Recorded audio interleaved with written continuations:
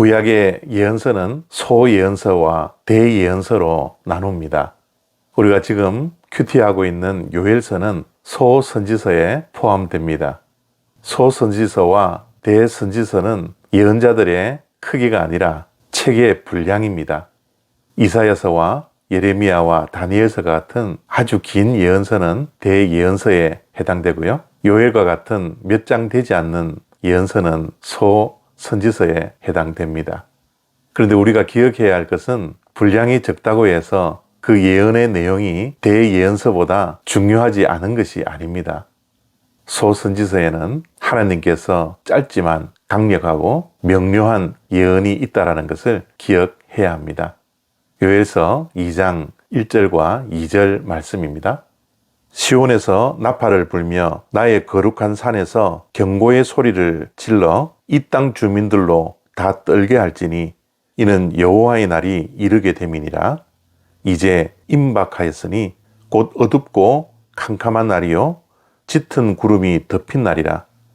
새벽빛이 산 꼭대기에 덮인 것과 같으니 이는 많고 강한 백성이 이르렀음이라.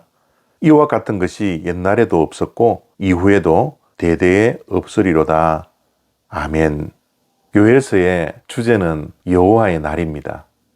그래서 요엘서를 읽어보면 여호와의 날을 반복해서 말씀을 하며 그 날을 강조하고 있습니다. 그런데 그 여호와의 날은 이미 임한 것이 아니라 미래에 임할 것이라고 말씀합니다. 특별히 오늘 말씀은 그날이 임박했다라고 말씀하고 있죠.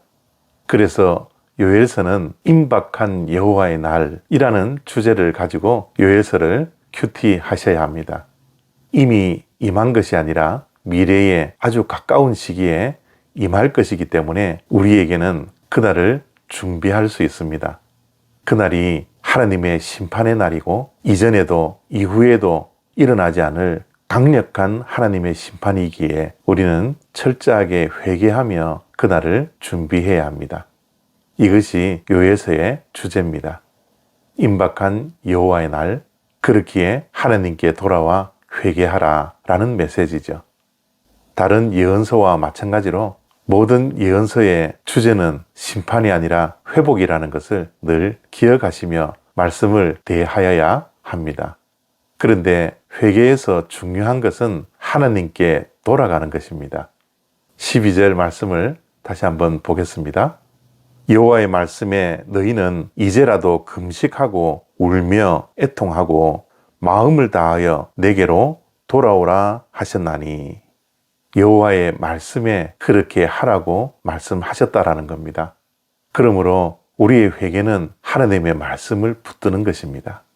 하나님의 말씀을 붙들고 하나님께 돌아가야 합니다. 하나님의 말씀 없이는 우리가 하나님께 돌아갈 수 없습니다. 하나님의 말씀을 붙드는 것이 하나님께 돌아가는 것입니다. 우리가 매일 하는 기도도 마찬가지죠. 기도가 무엇입니까? 하나님의 말씀 안에서 하나님께 간구하고 하나님과 말씀 안에서 대화하는 것입니다. 우리가 새벽마다 새벽 기도를 하는데요. 새벽 기도회는 기도하러 모이는 것이지 않습니까?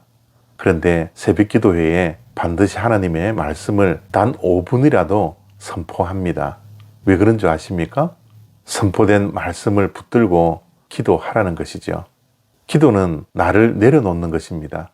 기도하러 가기 전 우리는 하나님께 부르짖을 기도의 제목을 가지고 갑니다. 그러나 그 기도 제목까지 말씀 앞에 내려놓아야 합니다. 기도는 하나님의 말씀을 먼저 붙들고 그 안에서 기도하는 것이죠. 회개는 뉘우침이 아닙니다. 그래서 오늘 말씀은 내 옷을 찢지 말고 마음을 찢으라고 회개의 구체적인 방법을 제시하고 있습니다. 옷을 찢는 것은 겉으로 보기에 뉘우치는 것입니다.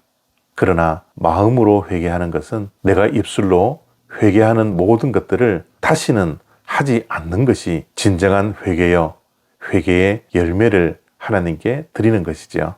그 회개가 하나님께 돌아가는 것입니다. 오늘도 우리의 귀에 들려지는 하나님의 말씀을 붙들고 기도하는 우리 모두가 되었으면 좋겠습니다.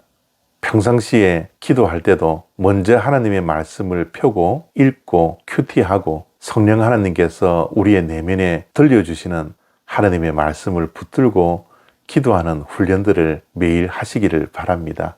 특별히 사순절 기간 동안에는 하나님의 말씀 앞에 더 가까이 나아가 하나님께서 매일매일 주시는 말씀을 붙들고 애통하며 애곡하며 회개의 열매가 우리의 삶 속에 맺어지기를 바랍니다. 아주 사소한 것이라 할지라도, 그리고 하나님과 나만이 알고 있는 아주 은밀한 죄악까지도, 또한 마음으로 생각으로 범하는 죄악이라 할지라도 하나님 앞에 철저하게 회개할 수 있는 우리의 신앙의 발걸음 다 되시기를 바랍니다. 감사합니다.